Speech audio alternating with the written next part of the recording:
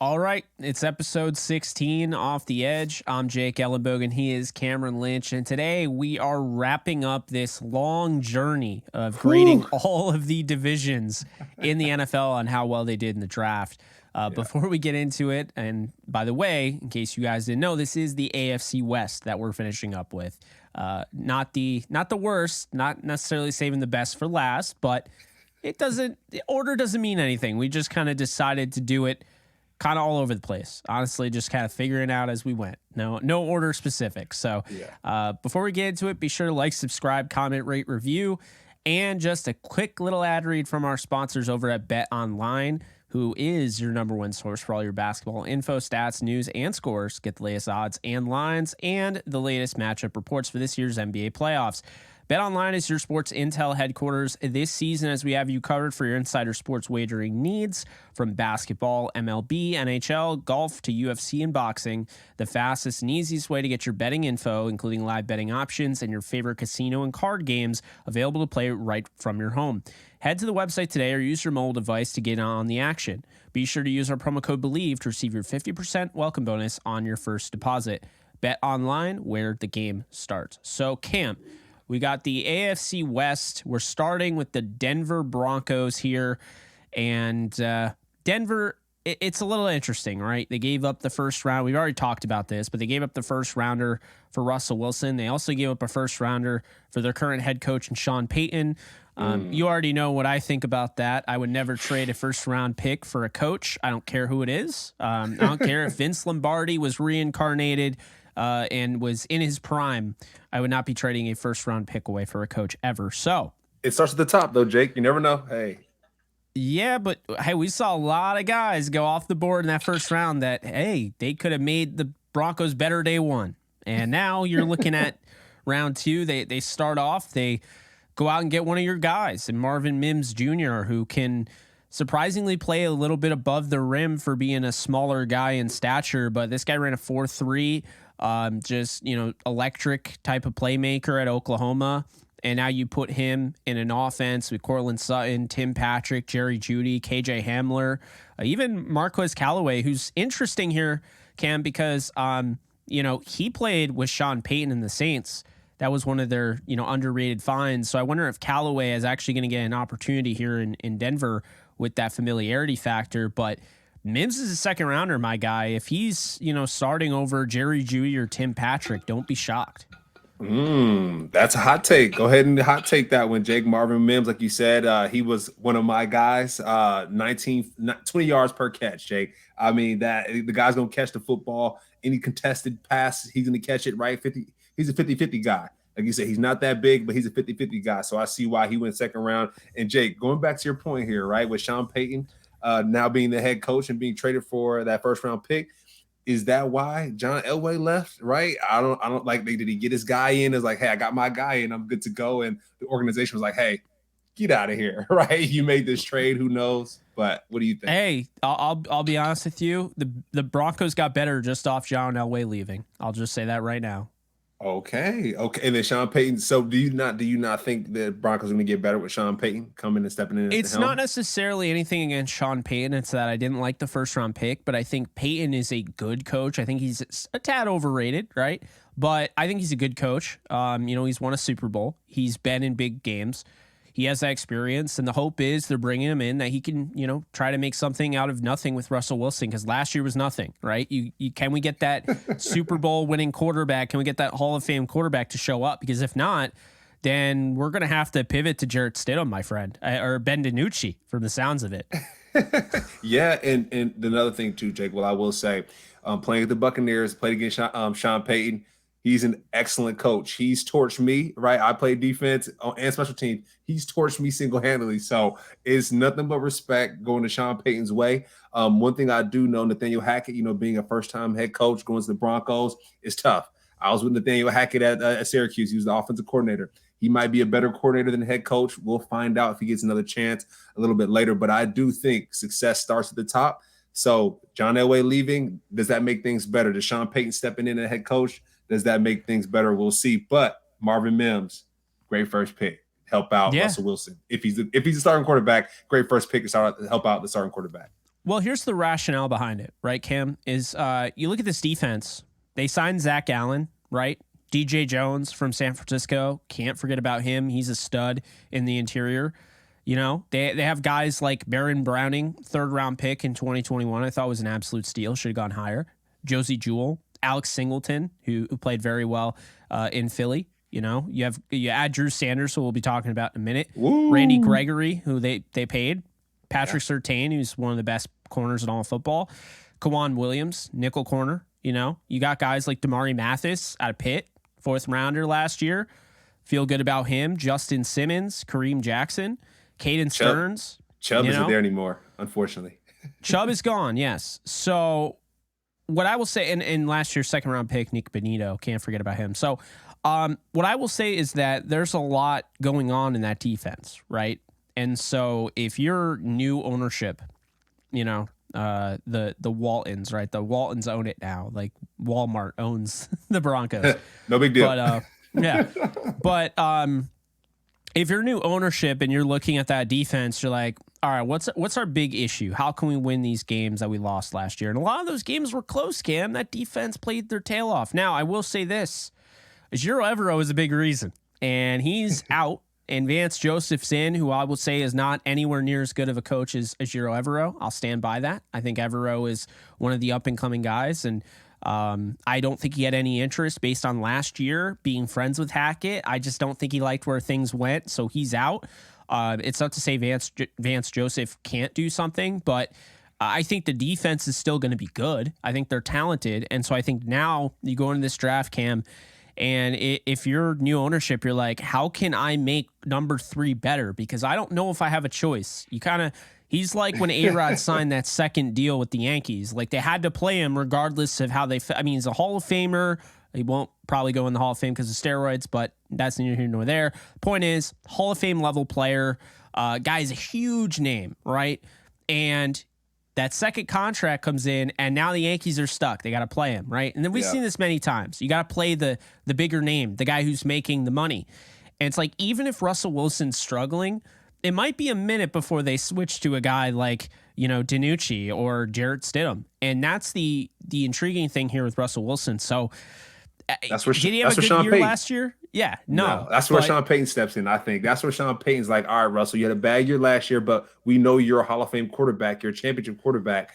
Let me get you right. I coached Drew Brees. I had some time off. Let me step in for that. So that's what we're hoping for, Jake. Let me get you a weapon right off the rip. Just show you, hey, we're committed to you. We're not drafting no quarterback, right? Yeah. I mean, hey, pick 63, Will Levis wasn't there anymore, but I mean, maybe they could have traded up and gotten him if they wanted him. You know what I mean? I don't know for a fact because I'm not looking at the entire draft, but I'm pretty sure what's his face was there, Hendon Hooker, who probably would have fit the offense. So they made the decision to stand by Russell Wilson and say, you know what? We got Sean Payton for you. We got Sean Payton for you. We got Marvin Mims for you. But we can't neglect the defense because defense matters. You're a linebacker. Drew Sanders, best linebacker in this draft. What a pick for Denver. The fact he fell to 67 is ridiculous. I had a first-round grade on him. Yeah, he was at Alabama before. He plays like he was at Alabama before, Jake. Talk about exciting linebacker, bro. Seeing him is like anytime the ball snaps, like a big play is going to be made. I was like, do I like him? Do I not like him? We'll see. And then just watching him, I'm like, whoa, he's slamming people, Jake. He's tackling people behind the line of scrimmage. He's picking the ball off. Really like Drew.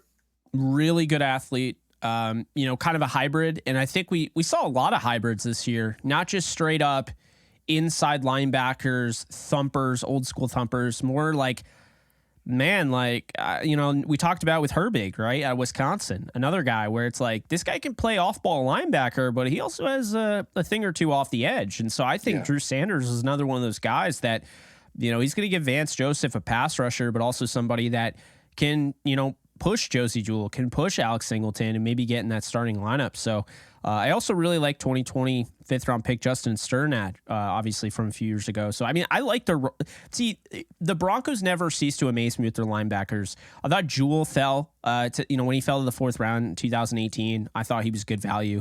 Baron Browning, who I brought up, third round pick. I had a first round grade on him. He was my second overall linebacker in that draft. No idea how he fell so far. And I understand it's a third round, but this is great value for Drew Sanders.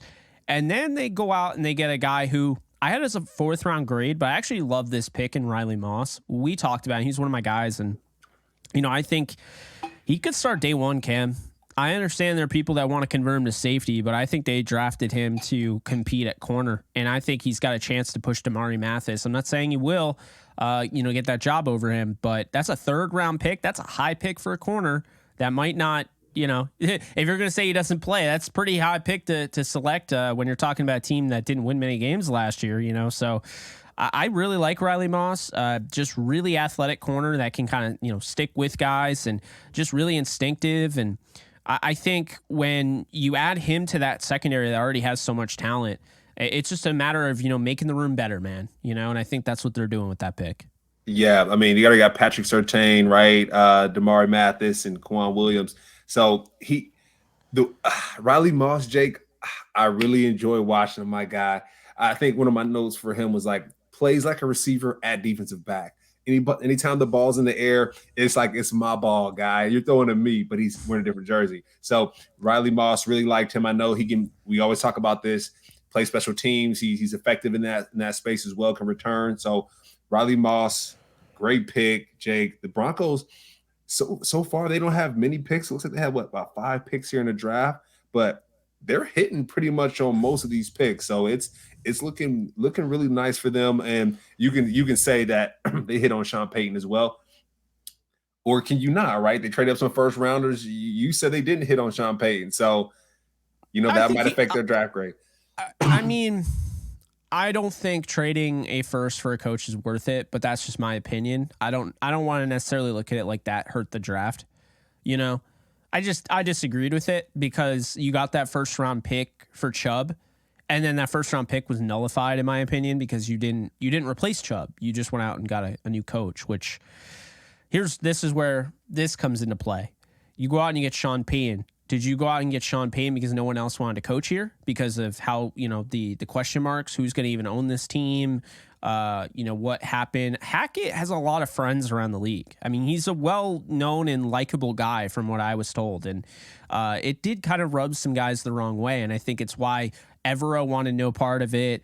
I think it's why a lot of these guys, like there was talk about DeMeco Ryans, being in play. And, he chose the Texans. So, yeah, it's fascinating because was this a desperate trade? Was this to get Sean Payton because they didn't think anybody else was going to take this job, and Sean Payton's come out of retirement, sees Russell Wilson, opportunity to put himself back in good graces with the league, or, what was this? And so, I think it's neither here nor there. I mean, I don't agree with the first round pick, even it's for Sean McVay, as much as I'm being honest with you. So yeah, no, that's real because he could be a Sean McVay right later in Sean's career. This Sean Payton, Sean McVay, like that legacy, it could be similar. What I would say, Jake, is when it comes to the head coaching position, there's a lack of black head coaches in the NFL. So it's tough to hear like, hey, no one wants to coach that, right? Because you got your DeMeco, you got some of these young and aspiring coaches that deserve those positions, but don't get them. So it's tough to hear that, but what I will say is I do think having a great head coach like Sean Payton is going to not only affect the gameplay, but it's going to affect the whole sporting community in general. I think a head coach can last a little bit longer than a first round draft pick. It's NFL, my man. It's not for long. And I do think a head coach that value might be there. It can change. I think it's going to change a lot. And I like it. I like that pick. So I got the Broncos. I know we got some more picks here, but I got the Broncos as a B+. I like what they did with Sean McVay, and I kind of like what they jumped into with their first 3 picks so far. Yeah, it's tough with them because, they only have 5 picks. But I would say their first 4 picks out of 5, I mean, all guys I could see starting. I really like JL Skinner. I don't think he's somebody to sleep on out of Boise State. Once again, I love how Boise State Broncos always end up finding their way to the Denver Broncos. Like, it never fails. Right. So I'm going to give it a B just because it's hard for me to give it a B plus when you only had 5 picks, but I thought they did a nice job. Alex Forsyth is a solid pick in the 7th, not anything to go crazy about, but maybe he's a developmental center there. Yeah, I thought it was a good draft. I mean, I'm not going to sit here and grandstand it. You only had 5 picks and you traded a first rounder away for Sean Payton, and one of the other first rounders were traded for Russell Wilson. We don't even know what's going to happen with him this year. So it's just one of those, it's a B now, but down the road, this could be a really good draft. I mean, if you get 3 like really high end starters, then this changes, obviously. Yeah, and then even going, back to your JL Skinner piece. I mean, my man 6'4", 220, right? Playing safety, linebacker. Like, I'm gonna have him cover, Jake. Go ahead and go cover somebody because you're that dangerous. And then maybe come in and blitz as well. That DB room is going to be insane. The linebacker room is going to be insane just from these picks here. I see hit a 83% coverage grade on PPF. So that's daggone impressive. The defense got better. And yeah, like you said, they're all in. They're all in on Russell Wilson right now. I think Sean Payton's gonna add some more creativity and firepower. So we'll see. Hey, are we gonna be, when it comes to the Broncos? Are they gonna be riding? Are they gonna be riding out, or are they gonna be going home? We'll see there. I think they got 4 primetime games, so they got a chance to make up for last year. We move on to the Kansas City Chiefs, who won the Super Bowl. Who I'm gonna be honest with you, I didn't love their draft. I thought they had a chance to literally just dominate the draft. They had a 31st overall pick. They had a 55th, 92nd, 119, 160. Like, I really felt like they were just going to dominate this draft. They got players I like. I'm not hating on the players. I just think that they let a lot of guys go. And Felix Anudike-Uzomah, really like that pick, so I'm not going to hate on that. I really like him. He's a guy I had a first-round grade on that people assumed he was going to be there in the second. Well, he was not. They needed a pass rusher, obviously, because, well, they lost some guys in free agency. Rashee Rice, that frame, big number 4, you throw it up to him if you're Patrick Mahomes, and he's going to go up and get it. And, does he become a starter day one? Well, I'll be honest with you, I don't know why Marquez Valdes-Scantling's making $11 million a year. I don't know why he's a starter. He runs really fast down the field, but I think when you look at Rashee Rice, he can start. I think they really like Kadarius Toney. I think they really like Sky Moore. There's still some other guys like Amir Smith-Marset. I wouldn't rule out Cornell Powell, Justin Ross, because at the end of the day, you have these guys that are getting to learn the game and learn the position at the NFL level, and Patrick Mahomes can throw them the ball when they get to that next level. And so I think that's an important reminder. And then Justin Watson, who you played with and who I interviewed at the Senior Bowl, he's an emerging guy. I think he could take over. I think he's a better version of Marquez Valdes-Scantling. I think he just doesn't have that name. He didn't play with Aaron Rodgers. But don't sleep on Justin Watson. Richie James as well can make plays after the catch. But I think that Rashee Rice is going to push himself into the starting lineup. This is a 55th overall pick on the Kansas City Chiefs. I mean, I don't see why with that size that he can't make something happen with Mahomes. Yeah, I mean, they didn't draft him for no reason, right, Jake? Yeah. The first pick, they were like, hey, let's get someone to fill this void in free agency that we had some big boys, big guys leave. Let's fill that. But then after that, let's get Patrick Mahomes' weapon immediately. And the fact that they picked Rashee Rice out of SMU, Jake, out of all these schools, they picked him. That has to say something. A small school guy, that means he can ball. That means he fits that mold. And that's really impressive. One thing, some of the notes I had on him were his yak. Yak is impressive. Big play wide receiver. His yak is impressive. So, you have Jake, you got Kelsey. You got different players that can, rack up some yak as well. But Rashee Rice can too. So I love that pick. And then not only are they getting Patrick Mahomes a weapon on the offensive side, but also getting someone who can protect him. So Wanya Morris, right, coming out of Oklahoma. He's super athletic, Jake. Like he gives me that defensive tackle athleticism where like his hips spin really well. As a tackle, that was one of my knocks though, was like he gets spun around, I think, a little bit too quickly and gets knocked back a little bit too quickly. But now that I'm thinking about it, now I'm thinking about Patrick Mahomes and the way he plays. They're going to need a guy that's super athletic that could twirl around, right, with all the That's plays that they have. interesting. Yeah. He's a little bit too athletic to be a tackle, Jake. So I'm like, wait a minute, like why is he out there? And why did the Chiefs pick him? But it's starting to make more sense with the type of player Patrick Mahomes is. So I like it. No, that's cool. So you're saying that they got him to fit his play style. I mean, the guy he's very athletic in his pass sets. I don't have any issue with him, withstanding that. And obviously you got guys like Joey Bosa coming off the edge in this league, where in this conference twice a year, and it's like Khalil Mack. And I mean, you got to have a guy that has athleticism, but you also have to have a guy that has anchor, and those guys are going to get pushed around, those bull rush, speed to power moves that like Bosa and Mack both have.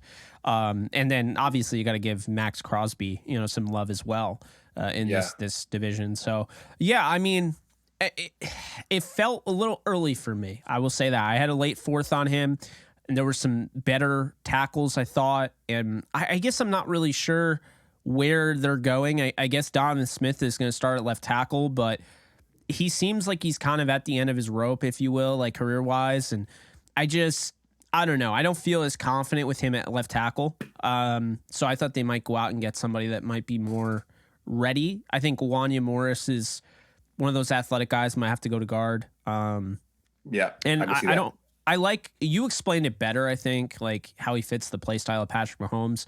Very interesting there.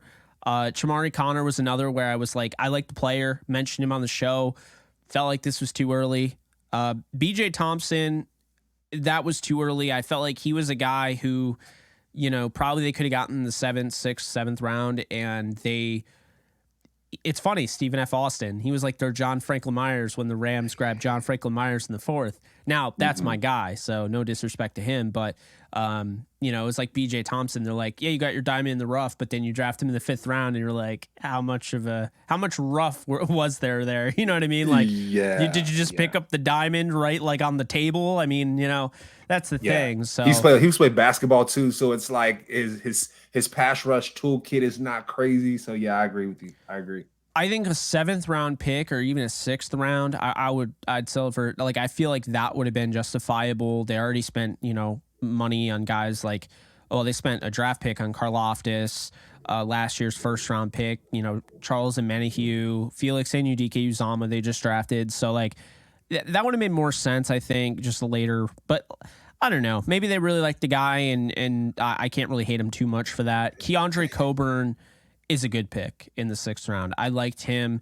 And Nick Jones is my guy. So Nick Jones, I interviewed on another show, and Jones and I talked, I want to say for an hour and a half off the air. Like we were just like anime, like, football. I mean, whatever, man. Like this guy is just, Chiefs fans are going to absolutely love Nick.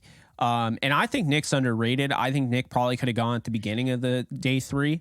I think he's got the smarts to play in zone. I think he's got the athleticism to play in man. And I mean, he might be able to move to safety if need be, but I like him at corner at the next level. And this is one of those like late round picks, at the cornerback position. They make their money off these guys. I mean, L'Jarius Sneed, a 4th rounder, right? Joshua Williams, a 4th rounder. You have Fenton in the past, and you got Charvarius Ward, guys like that maybe you forget about. Nick Jones, don't be surprised if he ends up starting someday down the road. Jalen Watson last year was a 7th rounder in 2022, and he started in the Super Bowl. So, I mean... Yeah, I like it. No, Jake, I like it. I mean, I have him as a punt blocker on here, right? Punt returner on here. I mean, he does it all. And like you said, it's one of those value picks that's like, ooh, don't sleep on this guy because he's a sleeper. He might be one of the better sleepers, I think, out of this whole Chiefs pick, draft pick here. So, I agree. Yeah, so I think there's at least one starter day 1 is Rashee Rice. I could see Felix Anudike-Uzomah taking some time to, maybe sit behind Karlaftis and Menahue, but I think he's still going to have a really his serious role at the next level. But I think Rashee Rice is starting day one. I think he's going to be one of the starting wide receivers. He offers more than Marquez Valdes-Scantling. Kadarius Toney never stays healthy. So if he stays healthy, he's going to be really good. I mean, Kadarius was awesome. When I was watching his tape coming out, I was like, this guy's going to be special. But he's so fast. Yeah, but those hamstrings can't keep up. Those injuries, man, are brutal. And then Sky Moore, I wasn't as high on him as everyone else, but he's a second-round talent. And I thought, just the way he showed up in the Super Bowl, that touchdown was huge. Like, he's already gotten this crazy, like, high-intensity, stakes, like high stakes, all or nothing type of experience where his best, when it was required, he gave his best, right? He put his best out there. And so, gaining that familiarity with the best quarterback, in football and Patrick Mahomes, definitely not going to hurt. But I think Rashee Rice, like for fantasy folks out there, I might draft him as early as the first round. Like I might draft him in the top 7, I would say. Because he has Patrick Mahomes and yeah, hopefully, and when it's funny because you say that Sky Moore, like you said, that you said it, he showed up. Super Bowl, he showed up, and I hope he changes that number, Jake. I ain't gonna lie, 24 at the receiver is kind of nasty. It's gross. Rashee Rice is 4, and it's growing on me because Flowers has 4, and I think Zay Flowers' number looks dope. But yeah. I'm not a huge fan of the single digits. I feel like it works or doesn't with you. Like I didn't love like Cam Akers switching to 3. I thought Bateman switching to 7 was kind of weird. Like Rashad Bateman of the Ravens, but I don't know. I thought Odell made 3 look amazing. I thought he was a perfect 3. Allen Robinson is number 1 was a little odd. I gotta say. I think he wore that Penn State too. So I mean, Yeah, just weird. But Rashee Rice is going to be weird because the dude is like huge and he's going to be wearing 4. Yeah. Like normally those are like, all right, you give that guy the teens. Maybe he's number 10, number 11, something like that. Yeah. Fill it out a little bit. But hey, Rashee Rice, though, I like it, though, Jake. You mentioned it. He'll start right away. I agree. There's no way they pick him there coming out of SMU without believing that he will start right away. So that's a big pick there. And then going back to the edge, Jake, with BJ Thompson coming out of Stephen F. Austin. I saw an interview with him. He mentioned he played basketball back in the day, and then one of the folks asked him on the interview. They said, "Okay, so now that you're in college, like, how are you working your pass rush skills? What does that look like? Who are you working with?" And he's like, "Yeah, I just kind of work off my natural ability, And I didn't like that answer at all, Jake. Yeah, I didn't like that answer at all. That's a sigh, man. Yeah, like I get what you're saying. Like, you're a natural athlete. You step on the field and like you just ball out, but. You're going to the champs, you're world champions, Patrick Mahomes. Patrick Mahomes ain't trying to hear that. He's trying to hear that you got that bag, that you got that pass rush bag. And also, to be fair, Jake, right? Like, he is going to the NFL, so his off seasons, during the season, he's going to be able to fine tune his craft, which is great. That means his ceiling is high. That means his floor is high, which is good. But the fact that you play basketball, you don't really work on your craft like that, bro, when it comes to the pass rush game, where you don't have a coach. It's a little concerning. It's a little cringeworthy. Yeah, that's why they're dropping down a little bit. I don't want to crap on him too much. Good for him. He got drafted out of Stephen F. Austin in the 5th round. I think he'll be interesting. I mean, he's in a perfect situation. He's not ready to start, right? So you're going to be seasoned by NFL coaching at the highest level when you're talking about the Chiefs. They're not going to some rinky-dink organization. So, I mean, this is a guy who's going to get a chance to watch Karlaftis. He's going to get a chance to watch Omenihu, even FAU, Felix Anudike-Uzama. There'll be plenty of guys for him to, study behind. And then I think 2-3 years from now when, the Chiefs, and this is the thing, you'll get one of those guys that wants to get paid, and the Chiefs will be like, oh, we got BJ Thompson over here, and he's ready to go. So, see ya.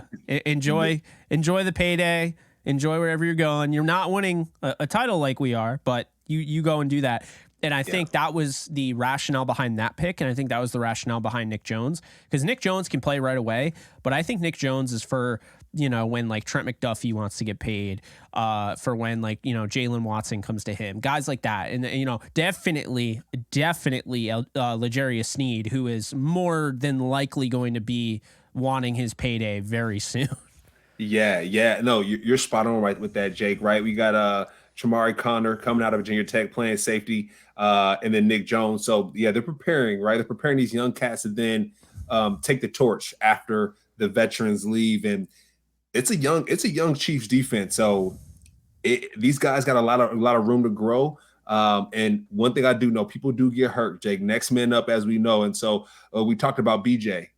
We say he might start in a couple of years, but hey, you never know. A couple guys go down. We might see him sooner than that. And who knows? Another thing too, I want to know who knows how his interviews went, Jake. When he interviewed with the Chiefs, he must have said something in those meetings, or he must have done something during his workouts that were like, hey, we need to get him at the 5th round, whatever we're doing, let's go get him. So like you said, more power to him, and I hope he balls out at the next level. So yeah, I'm going to go with a B, Cam.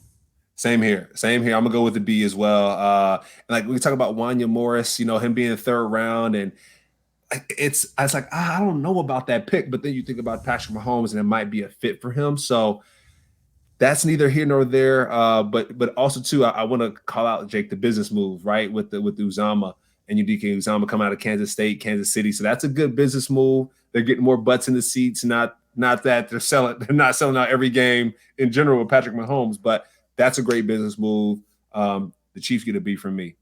And he's ready to play day one. I know I made it sound like he might not play. He will play. It's just a matter of the Chiefs have such good depth. He might not have to start right away, which is all the power to him. So we move on to the Las Vegas Raiders, and they are an interesting one here. Okay, they start off the draft, pick number 7. They get Tyree Wilson out of Texas Tech. I think he fits perfectly what they're trying to do on the defensive end. So, he's going to, they run that, that 4-3 defense.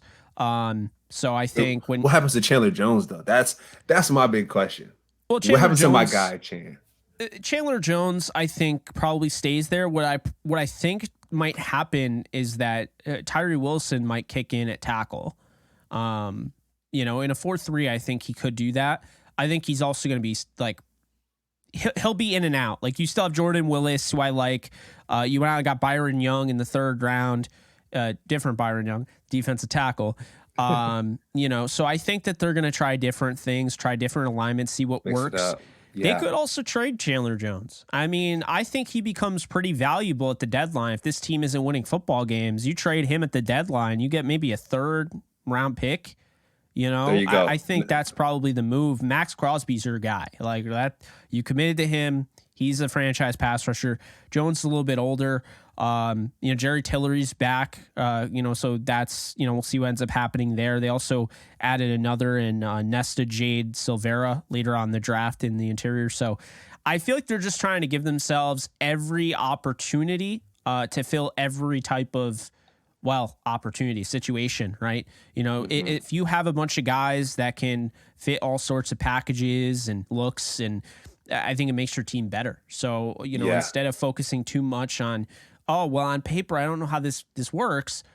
I think now we kind of have to look at it like, man, these guys are mad scientists. They'll make it work. They're going to make it work. Yeah. I mean, and like you said, he's 270 something. So I think you said put some weight on him, maybe 10 pounds of muscle. Like you said, throw him inside and have him cause havoc over those guards and centers. Yeah. Yeah. I like it.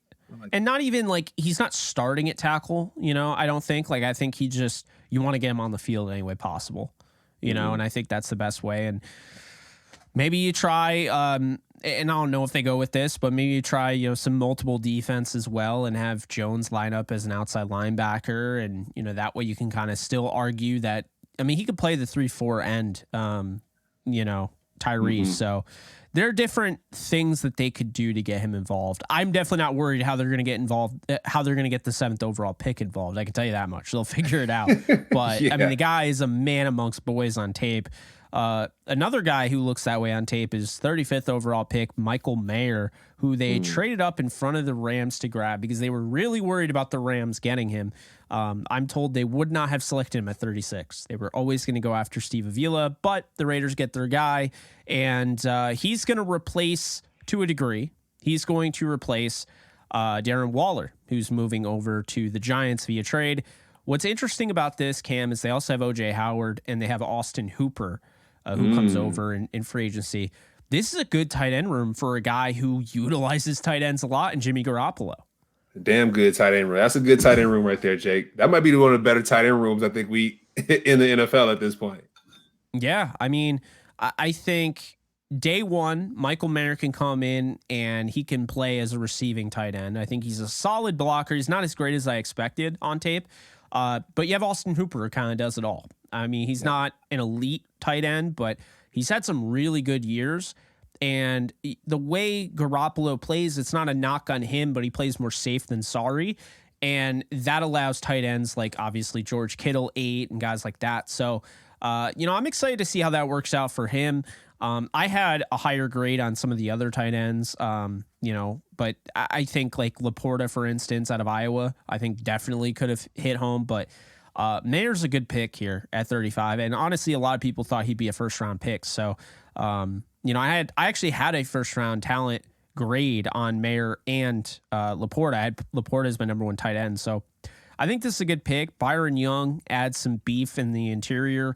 Trey Tucker's interesting because he ended up going ahead of, the other, Scott, the other receiver from Cincinnati. And, Tucker's somebody I felt like was a little bit reached on here. I did not expect him to go this high at all. I didn't think he'd go ahead of Scott. So that was a little bit of a weird pick, Cam. Yeah. Ja'Cory Bennett, phenomenal pick. Exactly where he should go. 104th. This guy has just about every layer of measurables and testing and just tape that you want for a fourth round corner. And he got a little bit overshadowed playing next to Deonte Banks. But I'll tell you right now, like Ja'Cory Bennett doesn't have to start this year for him to be an outstanding pick. However, he could, and here's why. Duke Shelley is starting right now.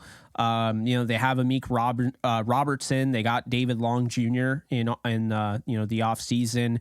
They got Tyler Hall. They got Nate Hobbs. I mean, this is a huge opportunity, in my opinion, for a guy like Ja'Cory Bennett to just win this job. Now, I thought Bennett would have been smarter to stay in school because I thought if he stayed in school, he probably could have gone the first or second round next year.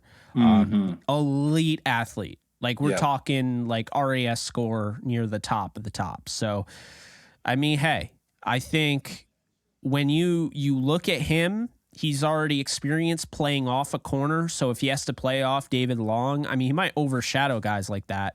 Don't be surprised if he ends up starting, but I don't think he needs to start right away. If he's not ready, like whatever, make it work with Duke Shelley and David Long and Nate Hobbs. I think Hobbs is underrated. It's been a matter of injuries with him. And David Long, I mean, he was low key the under appreciated, secret superstar in the Super Bowl. I mean, if he doesn't make the certain plays he makes, the Bengals probably win the Super Bowl. So, really intelligent, really well coached, obviously. Had some great coaches there with the Rams. So, I think David Long could end up having a pretty solid year. And Duke Shelley's been on with all sorts of coaching staffs, and he's still a solid player in his own right. So, I think he's got a chance, but the Raiders will figure it out. I mean, a fourth rounder does not mean you can't start right away. Aiden O'Connell doesn't have to start right away. He was also drafted in the fourth round. You got Jimmy Garoppolo. You got Brian Hoyer. You got Chase Garbers, who I actually really liked last year, undrafted free agent at Cal. But Aiden O'Connell, he reminds me of Goff. I've said that. He's one of the guys we talked about. I think O'Connell has a rocket of an arm and reminds me of Goff. Yeah. He plays neck up, just like Goff does. You're not going to see him running around crazy, Jake. He's going to be neck up. He's going to one thing too. He's a big window dresser, Jake. You think he's going one way, but he's really hitting that side over there. So I really liked O'Connell's tape. He's nice in the pocket there. Jake, going back up a little bit to Michael Mayer. He broke about every record at Notre Dame. So like you talking about that tight end room at the Raiders is going to be super stout. Jimmy G, even Aiden O'Connell, right? In the preseason, he's going to have a lot of targets to go to. OJ Howard.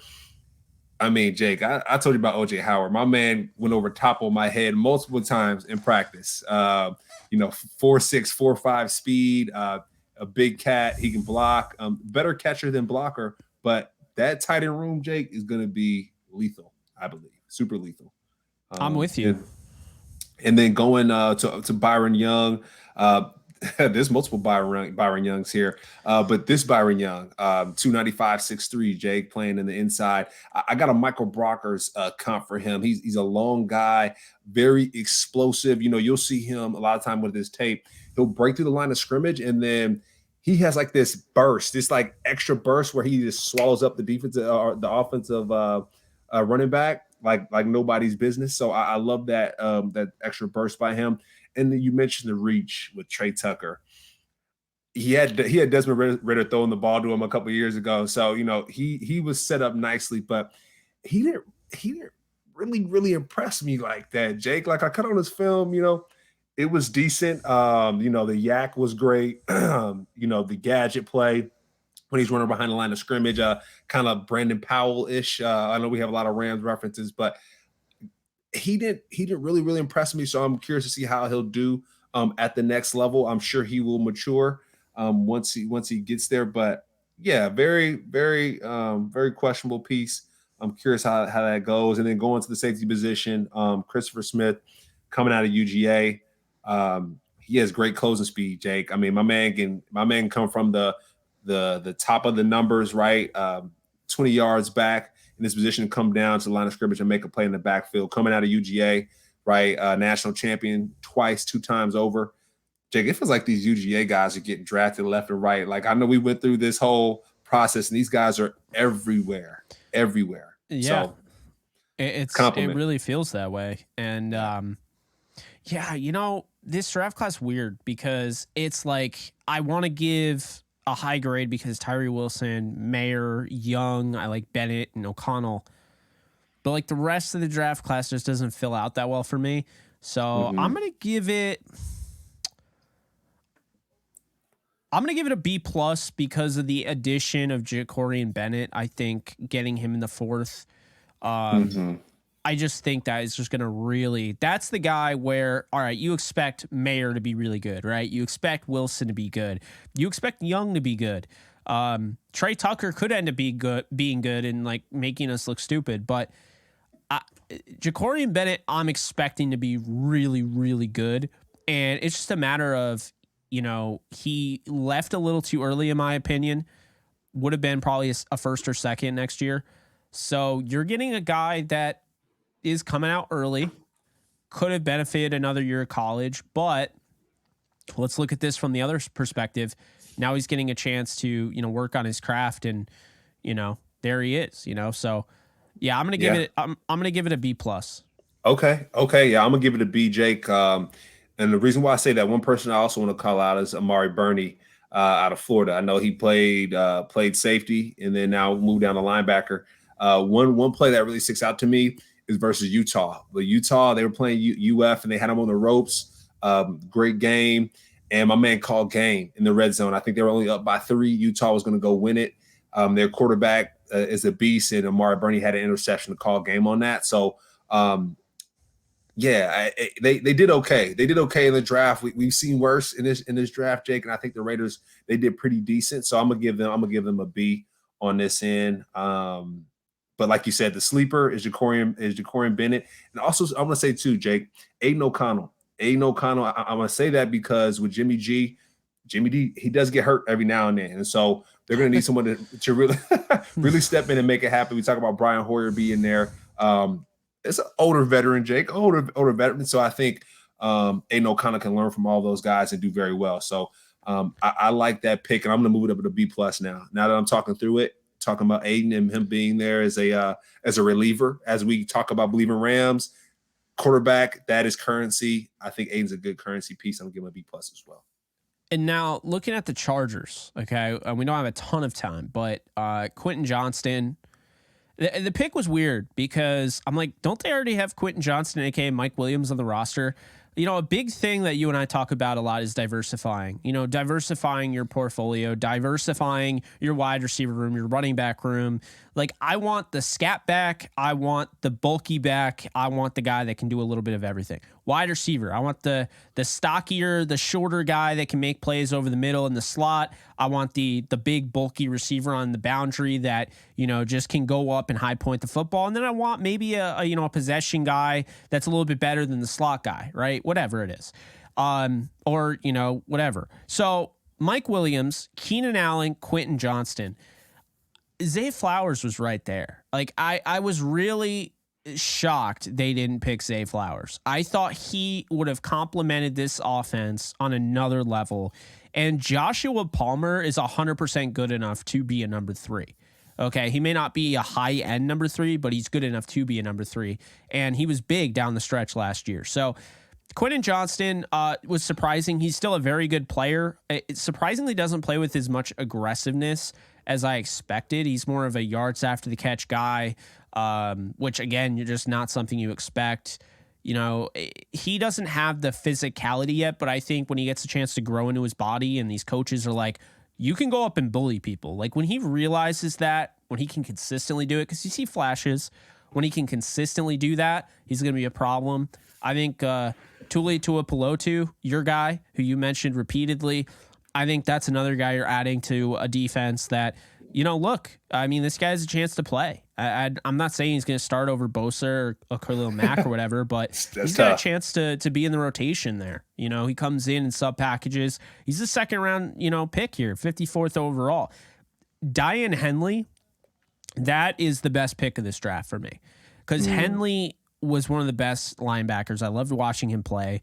And I think Diane Henley is going to end up being a starter very soon. He doesn't have to right away. They signed Eric Kendricks. They have Kenneth Murray Jr., but don't be surprised if he's starting next year or the year after. And I think he's going to be playing at a high level. So I don't know. I like the draft. It's just I have some questions about the fits. I guess that's where we're at.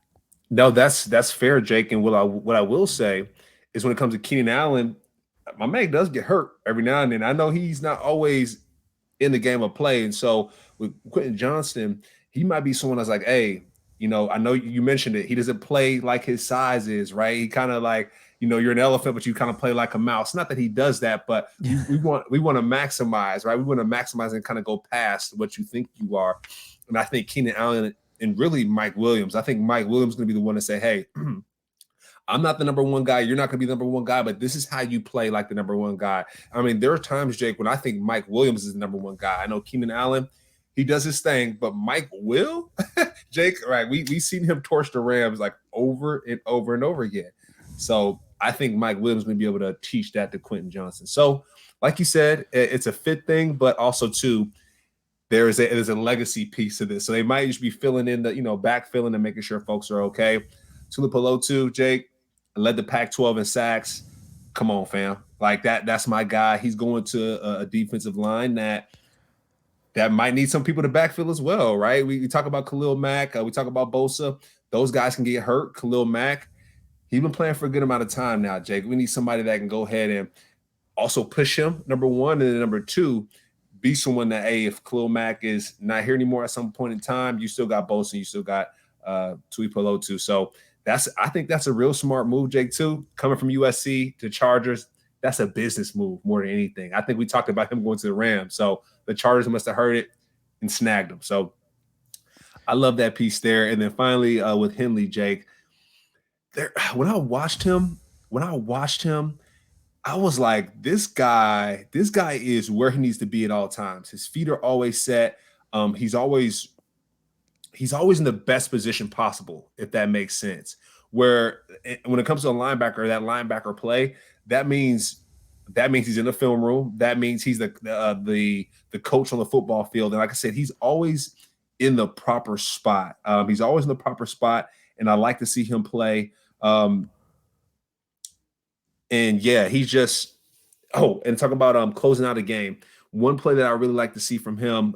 They were playing Idaho. And he closed out. He called game on Idaho as well. So you had two guys that we talked about that call game at the linebacker position. I think that's really big. like you think about it in basketball, last shot, who's gonna get the last shot? It's our best player. And so you're on defense, the best player on defense was able to get that last shot and show out on that side of the ball. So with Henley, I love that piece here. And then Jake, I know we're coming up on time here, but going to the tackle position of Jordan McFadden coming out of Clemson. My man got a neck collar on, Jake. My notes for him were stout. One thing about him is when he grabs people, he does not let them go. And that's one thing that I think the Chargers are going to really like. Like I said, he has a neck collar, he's a strong grip, and he moves people. He handles stunts really, really well. So I like that piece here. Oh, sorry, Jake. Finally, my last one. Scott Matlock, energy, heartbeat guy. I know he's playing defensive line on the inside, but I think he's a guy that Sebastian Joseph Day is going to really like. Morgan Fox is going to really like. He caught a touchdown, right, playing fullback. The coach called him a coach in the room. So they got some nice pieces, Jake. The Chargers, they get an A from me. Yeah. Wow. So it's funny. I don't know if I'd give him an A. I'd say this is a solid B draft. I thought it was pretty solid. I mean, Darius Davis was a little bit of a reach for me. I like the Max Duggan pick late. Scott Matlock, solid pick. I like Jordan McFadden. I like Diane Henley. I'm not as high on Tuli as you were. I had more of a late third, early fourth. And then Quentin Johnston, I just feel like they missed an opportunity where Zay Flowers is like having Antonio Brown on that offense, in my opinion. So they got Darius Davis though. They got his homeboy. Yeah, like, I don't know about that one. I'll say it's a B. Yeah, I'll stick by B. I think the best draft was actually the Raiders, surprisingly. Thought they had a pretty solid draft. All in all, I don't think these teams got worse. I mean, it's not like, they drafted and got worse, but I think that's going to do it. Before we get into the ending here, special happy birthday to Hall of Fame running back Thurman Thomas. He turns 57 today, 2-time All-Pro, 5-time Pro Bowl and NFL MVP, 12 years with the Bills, 1 year with the Dolphins. He started 160 games, had 16 and a half plus all-purpose yards and 88 total touchdowns. A special happy birthday to Thurman Thomas. All right, big Thurman. Happy birthday, my guy. 57, and we had Emmitt Smith yesterday, so we've been hitting the running backs, but that's going to do it. We appreciate you guys hanging in there. It's been a long series. We'll have all the clips and everything on our YouTube channel. You can follow us on Twitter at Off the Edge Show, at Cameron Lynch 50, at JK Bogan, and on YouTube, just look up Off the Edge and you'll find our channel. But that's going to do it for us. Special thanks to betonline.ag, and we'll see you guys next time. Later, folks.